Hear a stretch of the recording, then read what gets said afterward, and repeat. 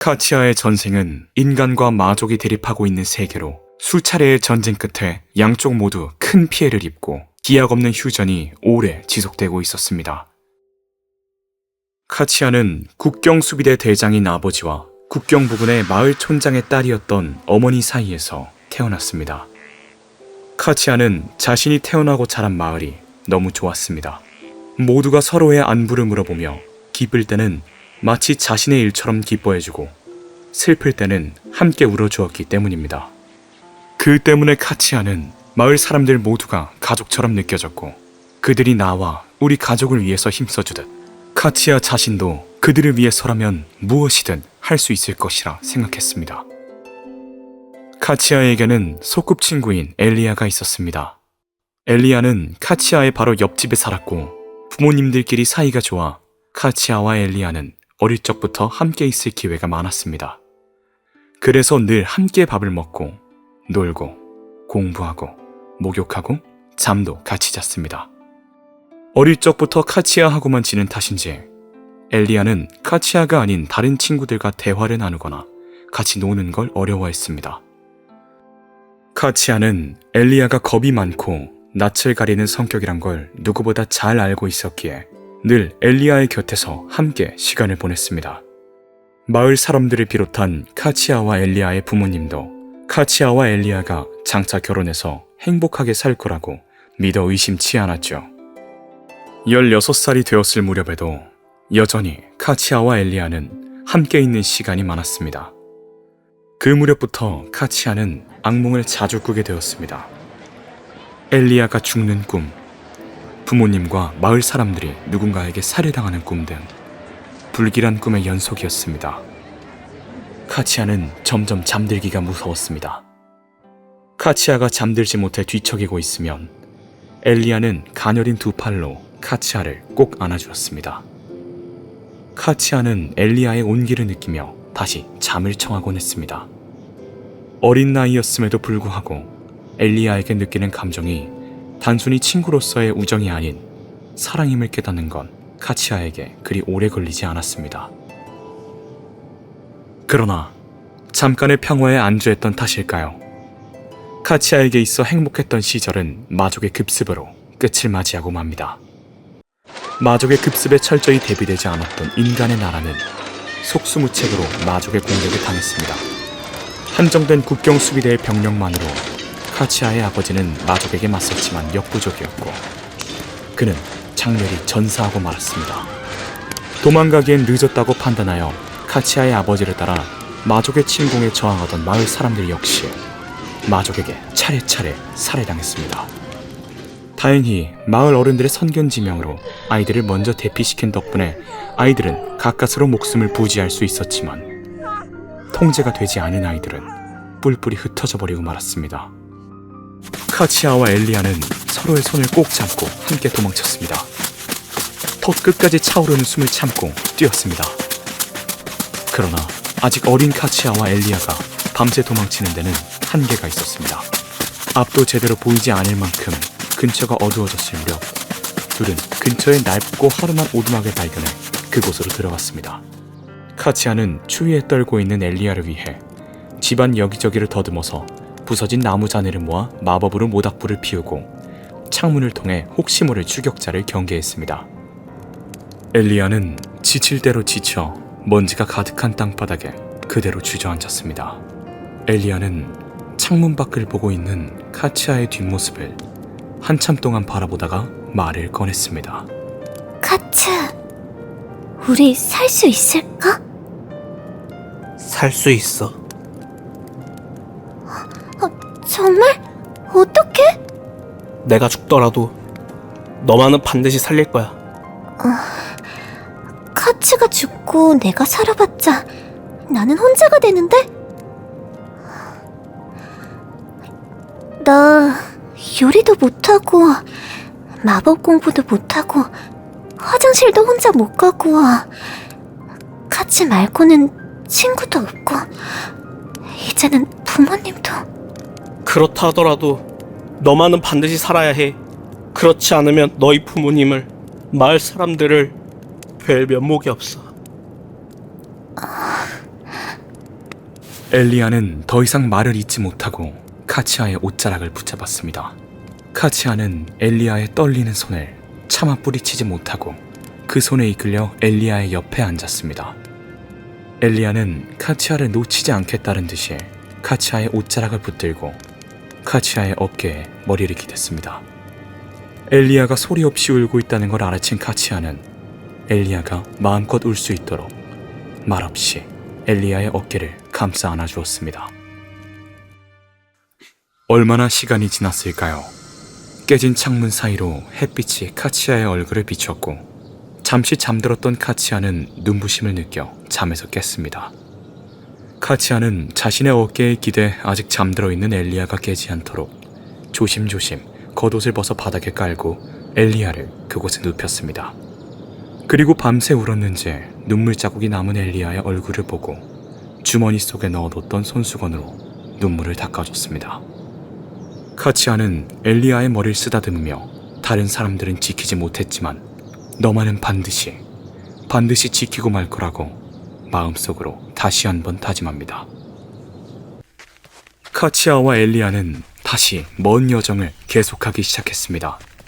그리고 둘은 마치 약속이라도 한 것처럼 손을 놓지 않았습니다. 지치면 나무 그늘 아래에 가서 잠시 쉬고, 목이 마르면 근처의 샘물을 마시고, 배고프면 주변의 열매를 따먹었습니다. 이른 아침부터 계속된 둘의 여정은 해가 뉘엿뉘엿 저물어 갈 때쯤 저 멀리서 출진하고 있는 인간칙 부대의 모습이 보이며 끝나는 줄 알았습니다. 그러나 그때 둘은 멀리서 염탐하며 기회를 엿보던 마족의 척후병 하나가 준비하는 마법을 발견하고 이에 반응한 건 다름 아닌 엘리아였습니다. 엘리!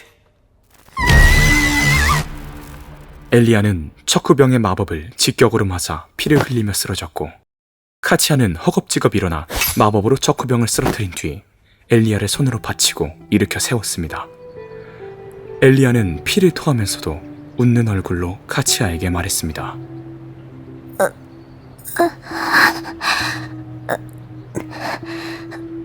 카츠, 무사해? 나는 괜찮아. 하지만 나 때문에 엘리가...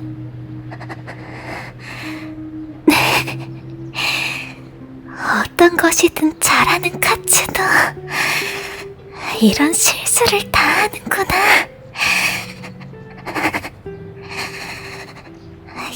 여행은 다녀왔습니다 라고 할 때까지가 여행이야.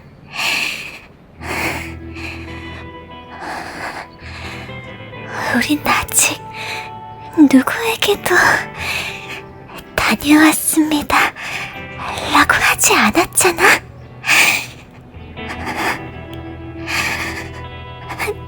그러네. 난 천하의 바보 멍청이야. 언제 어디서나 항상 나를 지켜주는 카츠가 힘들어할 때 한 번이라도 내가 구해주자고 결심했었는데 지금 그 꿈을 잃었네. 그러게, 엘리가 날 구해줬어.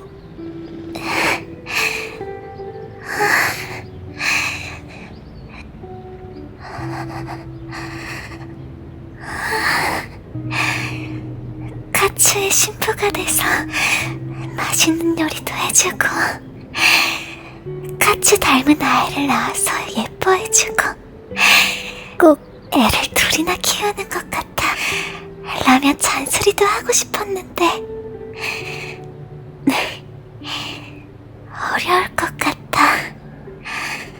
카치아는 엘리아의 상처를 강하게 압박하고 있음에도 피가 흥건하게 졌고 엘리아가 마지막으로 숨을 몰아쉬는 걸 보고 다음 대화가 마지막임을 직감하고 있었습니다. 카츠, 다음 생이란 게 있다면 다신 나와 만나줄 거야?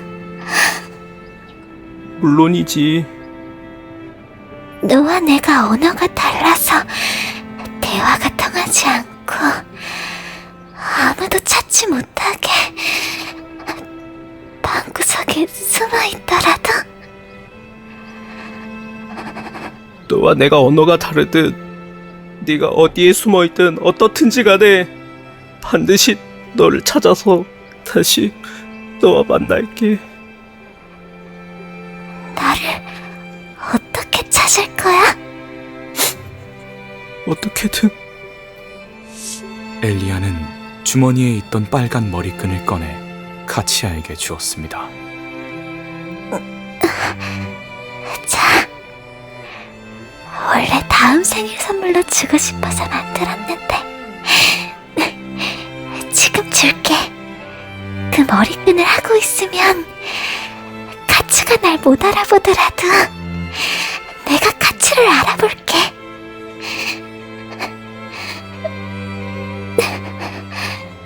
응, 꼭 알아봐줘. 나도 엘리가 한눈에 알아볼 수 있게끔 그 누구에게도 지지 않을 멋진 남자가 되어 있을게. 기대하고 있을게. 나의 히어로.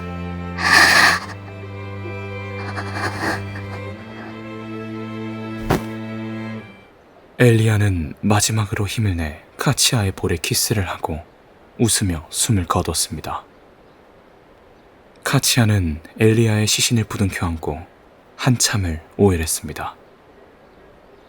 카치아는 자신이 힘이 없고 약했기 때문에 마을 사람들을, 부모님을, 사랑하는 엘리아를 지킬 수 없었다는 죄책감과 위험이 닥치면 우리를 구해줄 거라고 믿었던 왕과 나라에 대한 배신감, 자신과 엘리아, 마을 사람들의 행복을 뺏어간 마족들을 향한 복수심이 뒤섞여 카치아는 새로운 힘에 각성하게 됩니다. 그 힘은 결코 인간이 가져서는 안 될 금기와 같은 것이었습니다. 인간이 더 이상 신의 권위에 도전할 수 없도록 신이 인간에게 걸어놓은 리미트를 자신의 목숨을 대가로 풀어버린 것이었죠. 16살이라는 나이에 불과했던 카치아가 선택한 길은 그 끝에 파멸밖에 남지 않는 수라의 길임이 명백했습니다. 카치아는 복수자로서 그 누구에게도 의지하지 않고 홀로 마족들에게 맞섰습니다. 필요한 식량과 군수품은 마족과의 싸움에서 획득했고 그 과정에서 포로로 잡힌 인간들을 구해주었습니다. 그러한 날들이 지속되면서 카치아가 원하든 원하지 않았든 인간들 사이에서 카치아는 영웅으로 칭송받았습니다. 카치아의 무모한 싸움으로 인해 구원받은 인간은 셀 수 없이 많았기 때문입니다. 카치아가 전쟁에 뛰어든 지 1년이라는 시간이 지났을 무렵 드디어 전쟁의 종지부를 찍을 수 있는 상황에 놓이게 됩니다. 카치아의 활약으로 병력 손실이 심했던 마족 측은 마족의 수장인 마왕이 직접 전장에 나설 수밖에 없는 상황에 놓였던 겁니다. 이 소식을 들은 카치아는 이것이 마지막 싸움이 될 것이라 생각하며 결전을 앞두고 엘리아, 부모님, 마을 사람들의 무덤이 있는 언덕을 찾아갔습니다. 그곳은 폭풍전야임을 알고 있는지 너무나 고요했고 달이 너무나 밝았습니다. 카치아는 엘리아의 무덤을 내려다보며 말했습니다. 엘리, 다녀올게. 카치아는 한참을 멍하니 엘리아의 무덤을 바라보다가 전쟁터를 향해 발걸음을 옮겼습니다. 다음 날 오전, 카치아는 단독으로 수많은 마족의 병사들을 전부 무찌르고 마왕에게 도달하는데 성공합니다. 그러나 가쁜 숨을 몰아쉬며 한계에 다다른 카치아와는 달리 마왕은 여유롭게 칼을 뽑아들고 카치아와 대치했습니다. 마력도 체력도 더 이상 남지 않은 카치아가 할 수 있는 것, 마지막으로 모든 힘을 쥐어짜서 마왕에게 검을 찔러 넣는 것밖에 없었습니다. 카치아는 양손으로 검을 바로잡은 뒤 일직선으로 마왕에게 돌격했습니다. 마왕은 카치아가 자신에게 접근하지 못하도록 멀리서 마법 탄환을 수차례 쐈지만 주저하지 않고 곧장 마왕에게로 달려나갔습니다. 마왕은 마법 탄환에 수없이 피격당했음에도 계속해서 거리를 좁혀오는 카치아에게 당황해 검을 들어 자세를 취하려 했지만 마왕이 반응하기 전에 카치아의 검이 마왕의 가슴을 꿰뚫었습니다. 마왕은 그 자리에서 쓰러졌지만 카치아 역시 무사하지 못했습니다. 마왕과 마족들의 시체들 사이에서 피를 흘리며 숨이 끊어져가는 와중에 카치아는 엘리야와의 마지막 대화를 생각했습니다. 다음 생이란 게 있다면 다신 나와 만나줄 거야? 물론이지. 너와 내가 언어가 달라서 대화가 통하지 않고 아무도 찾지 못하게 방구석에 숨어 있더라도 너와 내가 언어가 다르듯 네가 어디에 숨어있든 어떻든지 간에 반드시 너를 찾아서 다시 너와 만날게. 카치아는 점차 시야가 어두워짐을 느끼며 그대로 숨을 거두었습니다. 얼마나 시간이 흘렀을까요? 카치아의 주변에는 알 수 없는 언어로 대화를 오가는 소리가 들렸습니다. 카치아는 정신을 차리고 보니 처음 보는 천장과 처음 보는 사람들에게 둘러싸여 있었습니다. 하지만 너무 울고 있었던 탓인지 모든 게 뿌옇게 보였죠.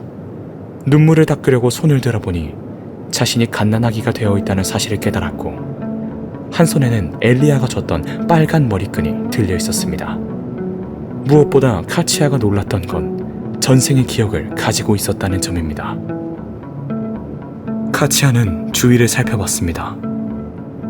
주변 사람들의 말을 알아듣지는 못했지만 그들의 얼굴을 보니 전쟁을 겪은 사람들의 표정이 아니었습니다. 카치아는 표현하지는 못했지만 기뻤습니다. 자신이 환생했다면 엘리야도 어딘가에 환생했을 것이라는 희망을 가지기엔 충분하니까요. 자신을 행복하게 바라보고 있는 사람들을 보며 카치아는 이번 생에서는 반드시 내가 사랑하는 사람들을 지켜내겠다고 다짐했습니다.